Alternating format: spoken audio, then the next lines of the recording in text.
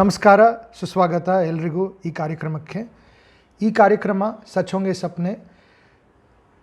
This program is brought to you in collaboration and partnership between two organizations, UNDP and Head High Foundation. This program has been created to help youngsters such as you in different parts of Karnataka with inputs on how to manage a career from different career experts. ಈ ಸರಣಿಯಲ್ಲಿ ನಿಮಗೆ ನಿಮ್ಮ ವೃತ್ತಿಯಲ್ಲಿ ಸಲಹೆಗಳನ್ನು ನೀಡಲು ಬೇರೆ ಬೇರೆ ಫೀಲ್ಡಿಂದ ಹಲವಾರು ಕರಿಯರ್ ಎಕ್ಸ್ಪರ್ಟ್ಸನ್ನು ತರಲಾಗಿದೆ.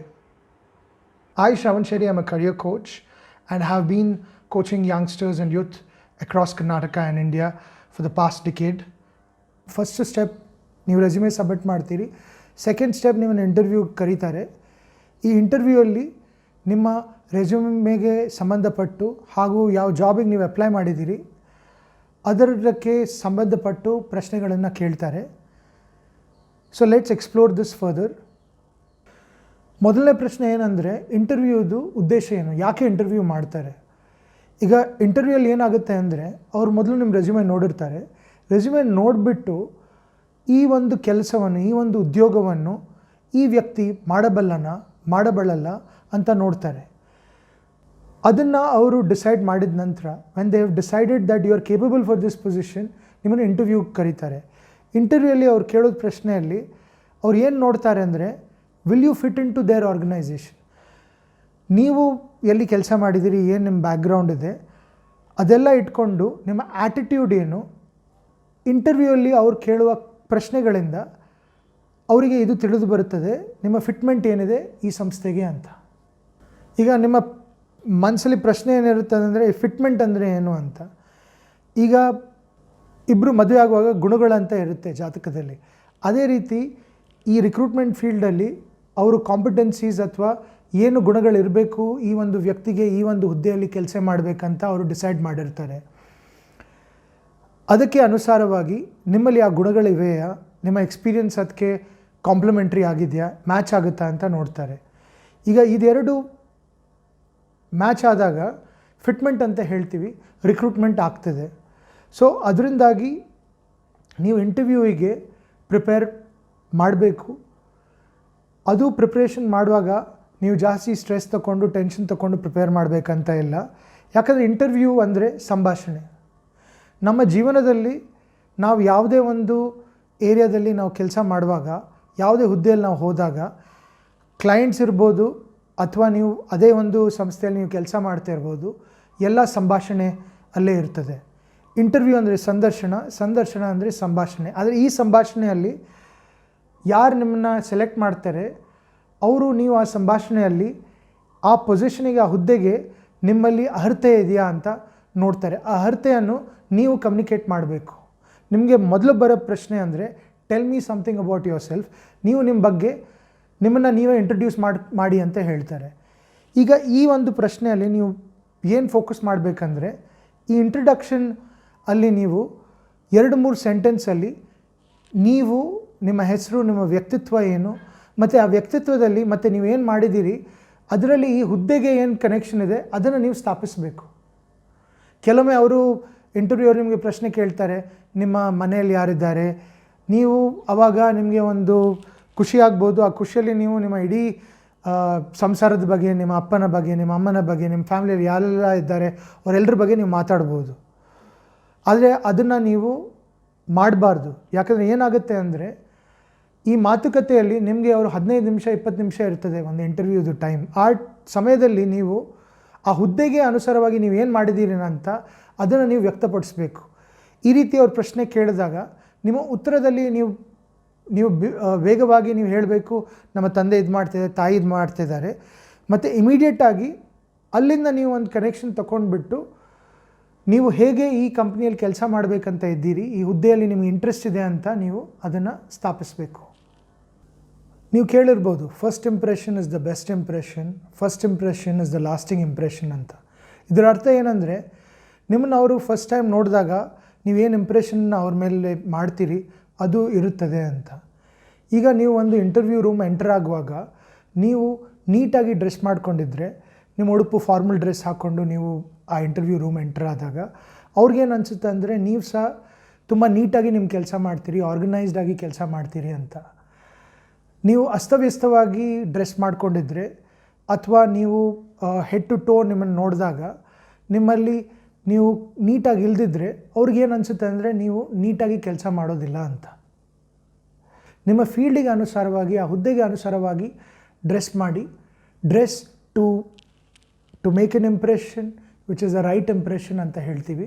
ಸೊ ಅದೇ ರೀತಿಯಾಗಿ ಪ್ಲ್ಯಾನ್ ಮಾಡಿ ಪ್ರೆಸೆಂಟ್ ಮಾಡಿ. ಈಗ ನಿಮ್ಮ ರೆಸ್ಯೂಮೇನ ನೀವು ಇಂಟರ್ವ್ಯೂ ರೂಮ್ ಒಳಗೆ ತಗೊಂಡು ಹೋಗುವಾಗ ಅದನ್ನು ಕೈಯಲ್ಲಿ ನೀವು ನ್ಯೂಸ್ ಪೇಪರ್ ಹಿಡಿದಾಗೆ ಹಿಡಿಬೇಡಿ. ಯಾಕಂದರೆ ಅದರಲ್ಲಿ ಏನಾಗುತ್ತೆ ಅಂದರೆ ನಿಮಗೆ ಗೊತ್ತಿಲ್ಲದೆ ನಿಮ್ಮ ಆ ಟೆನ್ಷನ್ನಲ್ಲಿ ನ್ಯೂಸ್ ಪೇಪರ್ ಹೇಗೆ ಇದು ಕ್ರಂಪಲ್ ಆಗಿಬಿಡುತ್ತೆ, ಅದೇ ರೀತಿ ನಿಮ್ಮ ಕೈಯಲ್ಲಿರೋದು ನಿಮ್ಮ ರೆಸ್ಯೂಮೇ ಸಹ ಅದೇ ರೀತಿ ಆಗಿಬಿಡುತ್ತೆ. ಸೊ ಅದರಿಂದಾಗಿ ನೀವು ಯಾವುದೇ ಒಂದು ಇಂಟರ್ವ್ಯೂಗೆ ಹೋಗುವಾಗ 3 ಕಾಪಿ ರೆಸ್ಯೂಮೆ, 3 ಕಾಪಿ ಅಂದರೆ 3 ಪ್ರಿಂಟೌಟ್ ತೊಗೊಂಡು ಹೋಗಿ ರೆಸ್ಯೂಮೇದು. ಅದನ್ನು ಒಂದು ಎಕ್ಸ್ಟ್ರಾ ಕಾಪಿ ನೀವು ಇಟ್ಕೊಂಡಿದ್ರೆ ಅವ್ರು ಪ್ರಶ್ನೆ ಕೇಳಿದಾಗ ನಿಮ್ಮ ರೆಸ್ಯೂಮೆ ನೋಡಿಬಿಟ್ಟು ಕೆಲವೇ ನಿಮ್ಮ ನೆನಪಾದಿದ್ದರೆ ಆ ಸಮಯದಲ್ಲಿ ನೀವು ಆ ರೆಸ್ಯೂಮೆ ಕಾಪಿ ನೋಡಿದಾಗ ನಿಮಗೆ ಅವರು ಎಲ್ಲಿಂದ ಯಾವ ಪ್ರಶ್ನೆ ಕೇಳ್ತಿದ್ದಾರೆ ನಿಮ್ಮ ರೆಸ್ಯೂಮೆ ಬಗ್ಗೆ ಅಂತ ನಿಮಗೆ ಗೊತ್ತಾಗುತ್ತೆ. ಅಲ್ಲಿ ಇಂಟರ್ವ್ಯೂಯರ್ ಅವರ ವ್ಯೂ ಪಾಯಿಂಟಿಂದ ನೋಡಿಬಿಟ್ಟು, ಇಂಟರ್ವ್ಯೂಯಿ ಅವರ ವ್ಯೂ ಪಾಯಿಂಟಿಂದ ನೋಡಿಬಿಟ್ಟು ನಾವು 3 ಕ್ಯಾಟಗರಿ ಇದೆ ಅಂತ ಹೇಳ್ತೀವಿ. ಒಂದನೇ ಕ್ಯಾಟಗರಿ ಜನರಲ್ ಇಂಟರ್ವ್ಯೂ ಕ್ವೆಶನ್ಸ್. ಇಲ್ಲಿ ನಿಮ್ಮ ಬ್ಯಾಕ್ಗ್ರೌಂಡು, ನಿಮ್ಮ ಎಕ್ಸ್ಪೀರಿಯನ್ಸು, ನಿಮ್ಮ ಸ್ಟ್ರೆಂತ್ಸು ಮತ್ತು ನಿಮ್ಮ ಕ್ವಾಲಿಫಿಕೇಷನ್ಸ್ ಏನಂತ ಅದ್ರ ಬಗ್ಗೆ ಪ್ರಶ್ನೆ ಕೇಳ್ತಾರೆ.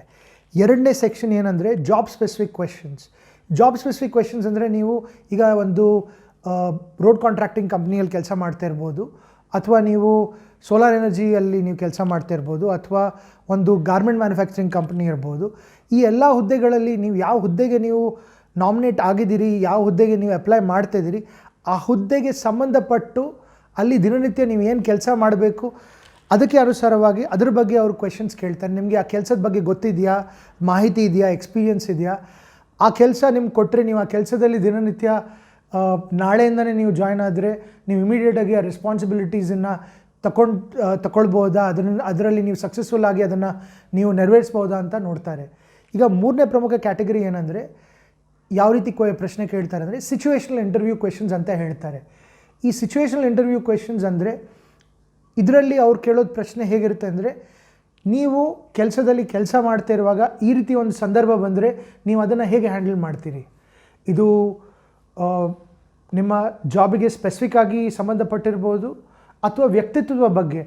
ನಿಮ್ಮ ಅಡಿಯಲ್ಲಿ ಯಾರಾದರೂ ಒಂದು ಅನ್ಎಥಿಕಲ್ ಕೆಲಸ ಅಥವಾ ಅನೈತಿಕ ಕೆಲಸ ಮಾಡ್ತಾಯಿದ್ರೆ ಅದು ನಿಮ್ಮ ಗಮನಕ್ಕೆ ಬಂದರೆ ನೀವು ಅದನ್ನು ಹೇಗೆ ಹ್ಯಾಂಡಲ್ ಮಾಡ್ತೀರಿ. ಅದ್ರ ಬಗ್ಗೆ ನೀವು ನಿಮ್ಮ ಮ್ಯಾನೇಜರಿಗೆ ರಿಪೋರ್ಟ್ ಮಾಡ್ತೀರಾ, ಅಥವಾ ನೀವು ಸಹ ಅವ್ರ ಜೊತೆಗೆ ಅದೇ ಅನೈತಿಕ ಚಟುವಟಿಕೆಯಲ್ಲಿ ಕಂಪ್ನಿಗೆ ಲಾಸ್ ಆಗೋದು ಒಂದು ಸಂದರ್ಭದಲ್ಲಿ ನೀವು ಕೆಲಸ ಮಾಡ್ತೀರಾ ಅಂತ.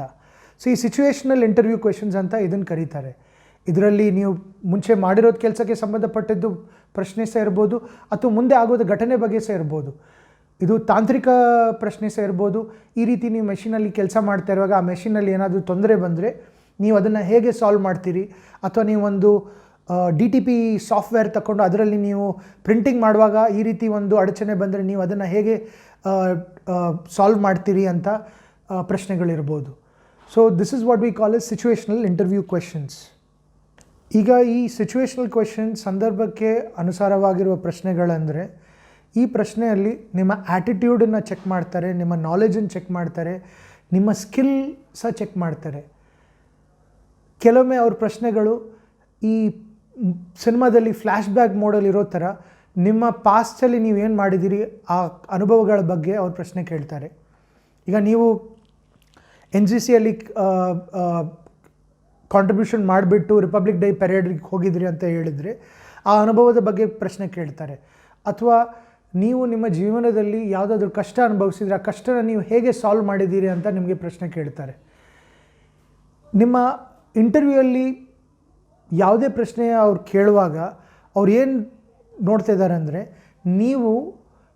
ನಿಮಗೆ ಎಲ್ಲ ಗೊತ್ತಿದೆ ಅಂತ ನೋಡ್ತಾ ಇಲ್ಲ, ನಿಮಗೆ ಯಾವ್ದು ಗೊತ್ತಿದೆ ಯಾವ್ದು ಗೊತ್ತಿಲ್ಲ ಅಂತ ನೀವು ಡಿಫ್ರೆನ್ಷಿಯೇಟ್ ಮಾಡ್ತೀರಾ ಅಂತ ನೋಡ್ತಾರೆ. ಏನಾದರೂ ವಿಷಯ ಗೊತ್ತಿಲ್ಲದಿದ್ದರೆ ನೀವು ಡೈರೆಕ್ಟಾಗಿ ಅವ್ರ ಹತ್ರ ನನಗೆ ಇದ್ರ ಬಗ್ಗೆ ಗೊತ್ತಿಲ್ಲ, ಸ್ವಲ್ಪ ಮಾಹಿತಿ ತಿಳಿದೆ, ಈ ಮಾಹಿತಿ ಗೊತ್ತಿದೆ ಅಂತ ಹೇಳಿದರೆ ಅವ್ರಿಗೆ ಅರ್ಥ ಆಗುತ್ತೆ. ನೀವು ಕೆಲಸ ಮಾಡ್ತಾ ಇರುವಾಗ ನಿಮ್ಗೆ ಏನಾದರೂ ಅರ್ಥ ಆಗದಿದ್ದರೆ ನೀವು ಬಂದುಬಿಟ್ಟು ಅವ್ರ ಹತ್ರ ಕ್ಲಾರಿಫೈ ಮಾಡ್ತೀರಿ, ಆ ಸಮಸ್ಯೆಯನ್ನು ಅರ್ಥ ಮಾಡಿಕೊಂಡು ನೀವು ಸರಿಯಾಗಿ ಬಗೆಹರಿಸ್ತೀರಿ ಅಂತ. ಸೊ ದಯವಿಟ್ಟು ನಿಮ್ಗೆ ಏನಾದರೂ ಪ್ರಶ್ನೆ ಕೇಳಿದಾಗ ಆ ಪ್ರಶ್ನೆಗೆ ಉತ್ತರ ಗೊತ್ತಿಲ್ಲದಿದ್ದರೆ ನೇರವಾಗಿ ಅವ್ರ ಹತ್ರ ಹೇಳಿ ನನಗೆ ಗೊತ್ತಿಲ್ಲ, ಆದರೆ ನಾನು ಅದರ ಬಗ್ಗೆ ಈ ಇಂಟರ್ವ್ಯೂ ನಂತರ ನಾನು ರಿಸರ್ಚ್ ಮಾಡಿಬಿಟ್ಟು ಕಂಡುಹಿಡ್ಬಿಟ್ಟು ನಾನು ವಾಪಸ್ಸು ನಿಮಗೆ ಹೇಳ್ತೀನಿ. ನನ್ನ ಬಗ್ಗೆ ಒಂದು ವಿಷಯ ಏನಂದರೆ ನೀವು ಇಂಟರ್ವ್ಯೂಲ್ಲಿ ಹೇಳ್ಬೋದಂದರೆ, ನನಗೇನಾದರೂ ವಿಷಯ ತಿಳಿದಿದ್ದರೆ ನಾನು ಒಂದೇ ಕೇಳ್ತೀನಿ ಬೇರೆಯವ್ರ ಹತ್ರ, ಅಥವಾ ನಾನೇ ಅದನ್ನು ಕಂಡುಹಿಡಿದ್ಬಿಟ್ಟು ವಾಪಸ್ ಬಂದುಬಿಟ್ಟು ನಮ್ಮ ಸುಪೀರಿಯರ್ ಅಥವಾ ನಮ್ಮ ಟೀಮ್ ಮೆಂಬರ್ಸ್ಗೆ ನಾನು ಹೇಳ್ತೀನಿ. ನಾವು ಡಿಸಿಷನ್ ತಗೊಳ್ಳುವಾಗ ಟೀಮಲ್ಲಿ ಕೆಲಸ ಮಾಡ್ತೀನಿ ಅಂತ ಒಂದು ನಿಮ್ಮ ವ್ಯಕ್ತಿತ್ವದಲ್ಲಿ ಆ ಒಂದು ಗುಣ ಇದೆ ಅಂತ ನೀವು ಅವ್ರ ಹತ್ರ ವ್ಯಕ್ತಪಡಿಸ್ಬೇಕು. ಇಂಟರ್ವ್ಯೂ ಮತ್ತು CV ಅಥವಾ ರೆಸ್ಯೂಮೆ, ಇಂಟರ್ವ್ಯೂ ಮತ್ತು ರೆಸ್ಯೂಮೆ ಮಧ್ಯೆ ತುಂಬ ಸ್ಟ್ರಾಂಗ್ ಕನೆಕ್ಷನ್ ಇದೆ.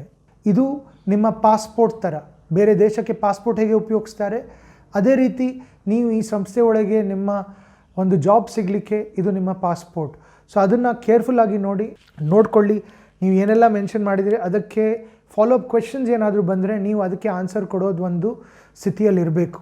ಸೊ ಅದರಿಂದಾಗಿ ಗಮನ ಕೊಡಿ, ಪುನಃ ನೋಡಿ ಏನಾದರೂ ಅಡಿಷ್ನಲ್ ಡೀಟೇಲ್ಸ್ ನೀವು ಇಂಟರ್ವ್ಯೂಯಲ್ಲಿ ಹೇಳಬೇಕು. ರೆಸ್ಯೂಮೆಯಲ್ಲಿ ನಿಮಗೆ ವ್ಯಕ್ತಪಡಿಸ್ಲಿಕ್ಕೆ ಆಗಲಿಲ್ಲ ಯಾಕಂದರೆ ಜಾಗ ಇರಲಿಲ್ಲ ರೆಸ್ಯೂಮೆಯಲ್ಲಿ, ಅದಕ್ಕಾಗಿ ಪ್ಲ್ಯಾನ್ ಮಾಡಿ. ನೀವು ಇಂಟರ್ವ್ಯೂ ನೋಡಿದಾಗ ಇಂಟರ್ವ್ಯೂ ಒಂದು ರೀತಿ ಒಂದು ಚದುರಂಗದ ಆಟ. ನೀವು ಒಂದು ಮೂವ್ ಮಾಡಿದರೆ ಆ ಮೂವಿಗೆ ಸಂಬಂಧಪಟ್ಟು ಇಂಟರ್ವ್ಯೂರ್ ಇನ್ನೊಂದು ಮೂವ್ ಮಾಡ್ತಾರೆ. ಒಂದು ಪ್ರಶ್ನೆ ಇನ್ನೊಂದು ಪ್ರಶ್ನೆ ಬರುತ್ತೆ. ಸೊ ನೀವು ಎಲ್ಲ ಪ್ರಶ್ನೆಗಳಿಗೆ ಪ್ರಾಕ್ಟೀಸ್ ಮಾಡುವಾಗ ಈ ಪ್ರಶ್ನೆ ಉತ್ತರದಿಂದ ಯಾವ ರೀತಿ ಪ್ರಶ್ನೆ ಬರ್ಬೋದಂತ ನೀವು ಸ್ವಲ್ಪ ಪ್ಲ್ಯಾನಿಂಗ್ ಮಾಡಬೇಕು. ಅದರಿಂದ ಏನಾಗುತ್ತೆ ಅಂದರೆ ನಿಮಗೆ ಪ್ರಿಪ್ರೇಷನ್ ಚೆನ್ನಾಗಿರುತ್ತೆ. ನಿಮಗೆ ಕನೆಕ್ಟೆಡ್ ಆಗಿ ಯಾವ ರೀತಿ ಉತ್ತರ ಕೊಡಬೇಕು, ಆ 15 ನಿಮಿಷದಲ್ಲಿ ನಿಮ್ಮದು ಬೇರೆ ಬೇರೆ ಗುಣಗಳಿವೆ, ಯಾವ ರೀತಿ ಅನುಭವ ಇದೆ, ಅದಕ್ಕೆ ಅನುಗುಣವಾಗಿ ಯಾವ ರೀತಿಯಲ್ಲಿ ನೀವು ಈ ಒಂದು ಹುದ್ದೆಯಲ್ಲಿ ಚೆನ್ನಾಗಿ ಕೆಲಸ ಮಾಡ್ಬೋದು ಅಂತ ನೀವು ವ್ಯಕ್ತಪಡಿಸ್ಬೋದು. ಈಗ ಇಂಟರ್ವ್ಯೂ ಒಳಗೆ ನೀವು ಹೋದಾಗ ಅದು ಆಟೋಮ್ಯಾಟಿಕ್ಕಾಗಿ ನೀವು ಸೆಲೆಕ್ಟ್ ಆಗ್ತೀವಿ ಅಂತ ಏನೂ ಗ್ಯಾರಂಟಿ ಇಲ್ಲ. ಇಂಟರ್ವ್ಯೂ ಒಂದು ಆಪರ್ಚುನಿಟಿ ನಿಮಗೆ ಸೆಲೆಕ್ಟ್ ಆಗಲಿಕ್ಕೆ. ಸೊ ನೀವು ಆ ಇಂಟರ್ವ್ಯೂ ಎಂಟರ್ ಆದರೂ ಕೂಡಲೇ ನಿಮಗೆ ಆತ್ಮವಿಶ್ವಾಸ ಇರುತ್ತೆ, ನೀವು ಒಳ್ಳೆ ಮಾಡ್ತೀರಿ ಇಂಟರ್ವ್ಯೂಯಲ್ಲಿ ಅಂತ. ಆದರೆ ನೆನ್ಪಿಟ್ಕೊಳ್ಳಿ, ಇದು ಒಂದು ಹೆಜ್ಜೆ ಅಷ್ಟೇ. ನೀವು ಈ ಇಂಟರ್ವ್ಯೂ ಅಲ್ಲಿ ಹೇಗೆ ಪರ್ಫಾರ್ಮ್ ಮಾಡ್ತೀರಿ, ಬೇರೆ ಕ್ಯಾಂಡಿಡೇಟ್ಸ್ ಇರ್ತಾರೆ, ಅವ್ರು ಹೇಗೆ ಪರ್ಫಾರ್ಮ್ ಮಾಡಿರ್ತಾರೆ ನಿಮ್ಗೆ ಗೊತ್ತಿರೋದಿಲ್ಲ. So the best candidate will always get selected. But I want you to keep in mind that ನೀವು 10 ಇಂಟರ್ವ್ಯೂ ತೊಗೊಂಡ್ರೆ ಒಂದರ ನಂತರ ಬೇರೆ ಜಾಬ್ಗೆ ಅಪ್ಲೈ ಮಾಡುವಾಗ ಪ್ರತಿಯೊಂದು ಇಂಟರ್ವ್ಯೂಯಿಂದ ನೀವು ಕಲಿತೀರಿ, ನಿಮ್ಮ ಬಗ್ಗೆ ಕಲಿತೀರಿ, ಯಾವ ಸಂಸ್ಥೆಗೆ ನೀವು ಅಪ್ಲೈ ಮಾಡಿದರೆ ಅದ್ರ ಬಗ್ಗೆ ಕಲಿತೀರಿ. ಪ್ರತಿಯೊಂದು ಇಂಟರ್ವ್ಯೂ ನಿಮಗೆ ಒಂದು ಅವಕಾಶ, ನಿಮಗೆ ನಿಮ್ಮ ಜೀವನದಲ್ಲಿ ನಿಮ್ಮ ಸ್ವಪ್ನಗಳನ್ನು ನಿಜವಾಗಿ ಕಾಣಲು ಒಂದು ಅವಕಾಶ. ಅದನ್ನು ಉಪಯೋಗಿಸ್ಕೊಳ್ಳಿ. ಇಂಟರ್ವ್ಯೂ ಬರೀ ನಿಮ್ಮ ಕ್ವಾಲಿಫಿಕೇಷನ್ ಬಗ್ಗೆ ಮಾತ್ರ ಅಲ್ಲ, ಅದು ನಿಮ್ಮ ವ್ಯಕ್ತಿತ್ವದ ಬಗ್ಗೆ ಸಹ, ಅದಲ್ಲದೆ ಅದು ನಿಮ್ಮ ಜೀವನದ ಅನುಭವದ ಬಗ್ಗೆ ಸಹ ಕನೆಕ್ಷನ್ ಹೊಂದಿರುತ್ತೆ. ಸೊ ನಿಮ್ಮನ್ನು ಯಾರು ರಿಕ್ರೂಟ್ ಮಾಡ್ತಾರೆ ಅವ್ರು ಯಾವಾಗಲೂ ಬರೀ ನಿಮ್ಮ ಕ್ವಾಲಿಫಿಕೇಷನ್ ನೋಡೋದಿಲ್ಲ, ನಿಮ್ಮ ಕ್ವಾಲಿಫಿಕೇಷನ್ ಜೊತೆಗೆ ನಿಮ್ಮ ವ್ಯಕ್ತಿತ್ವ, ನಿಮ್ಮ ಪರ್ಸ್ನಾಲಿಟಿ, ನಿಮ್ಮ ಆ್ಯಟಿಟ್ಯೂಡ್, ನೀವು ಜೀವನದ ಅನುಭವದಿಂದ ಹೇಗೆ ಸಂಸ್ಥೆಗೆ ನೀವು ಕಾಂಟ್ರಿಬ್ಯೂಟ್ ಮಾಡ್ತೀರಿ, ಸಂಸ್ಥೆನ ಇನ್ನೂ ಮೇಲಕ್ಕೆ ತಗೊಂಡು ಹೋಗ್ತೀರಾ ಅಂತ ಅವ್ರು ನೋಡ್ತಾರೆ. ಒಂದು ನಿಮ್ಮ ಇಂಟರ್ವ್ಯೂವಲ್ಲಿ ನಿಮಗೆ ಕೆಲವೊಮ್ಮೆ ಪ್ರಶ್ನೆ ಕೇಳ್ತಾರೆ, ನಿಮ್ಮ ವೀಕ್ನೆಸ್ ಏನಂತ. ಕೆಲವೊಮ್ಮೆ ನಾವೇನು ಮಾಡ್ತೀವಿ ಅಂದರೆ ನಮಗೆ ವೀಕ್ನೆಸ್ ಇಲ್ಲ ಅಂತ ಆ ಒಂದು ಮನೋಭಾವನೆಯಿಂದ ನಾವು ವ್ಯಕ್ತಪಡಿಸ್ಲಿಕ್ಕೆ ನೋಡ್ತೀವಿ. ಅದನ್ನು ಮಾಡಬೇಡಿ. ಪ್ರತಿಯೊಂದು ಮನುಷ್ಯರಲ್ಲಿ ಕೊರತೆ ಇದೆ. ನಿಮ್ಮ ಕೊರತೆ ಯಾವುದು ಇದೆ ಅಂತ ಹೇಳಿ. ನೀವು ಆ ಕೊರತೆಯ ಬಗ್ಗೆ ನೀವು ಹೇಗೆ ಅದರ ಬಗ್ಗೆ ಕೆಲಸ ಮಾಡ್ತಾಯಿದ್ದೀರಿ ಅಂತ ಸಹ ಹೇಳಿ. ಇಂಗ್ಲೀಷ್ ಶಬ್ದಗಳನ್ನು, ಇಂಗ್ಲೀಷ್ ಸೆಂಟೆನ್ಸನ್ನ ನಿಮಗೆ ಇಂಗ್ಲೀಷಲ್ಲಿ ಜಾಸ್ತಿ ಕಾನ್ಫಿಡೆನ್ಸ್ ಇಲ್ಲದಿದ್ದರೆ ಚಿಕ್ಕ ಪುಟ್ಟ ಸೆಂಟೆನ್ಸನ್ನು ಮಾಡಿ ನಿಮ್ಮ ಈ ಫ್ರೀಕ್ವೆಂಟ್ಲಿ ಆಸ್ಕ್ ಕ್ವೆಶನ್ಸ್, ಇಂಟರ್ವ್ಯೂಲಿ ಏನು ಕ್ವೆಶನ್ ಕೇಳ್ತಾರೆ ಅಂತ ನಾವು ಈಗಾಗಲೇ ಮಾತಾಡಿದ್ದೀವಿ. ಅದರ ಬಗ್ಗೆ ಉತ್ತರವನ್ನು ಪ್ಲ್ಯಾನ್ ಮಾಡಿಬಿಟ್ಟು ಇಂಗ್ಲೀಷಲ್ಲಿರಲಿ ಕನ್ನಡದಲ್ಲಿರಲಿ ನೀವು ಯಾವ ಹುದ್ದೆಗೆ ನೀವು ಅಪ್ಲೈ ಮಾಡ್ತಾಯಿದ್ದೀರಿ ಅದನ್ನು ನೀವು ಪ್ರಾಕ್ಟೀಸ್ ಮಾಡಿ ನೀವು ಹೇಳಿದರೆ ಅದು ಫಿಲ್ಮ್ ಡೈಲಾಗ್ ಥರ ಕ್ಲಿಯರಾಗಿ ಸ್ಪಷ್ಟವಾಗಿ ಅವರಿಗೆ ಅರ್ಥ ಆಗುತ್ತೆ. ಎಲ್ರಿಗೂ ಧನ್ಯವಾದಗಳು. All the best for your career ahead.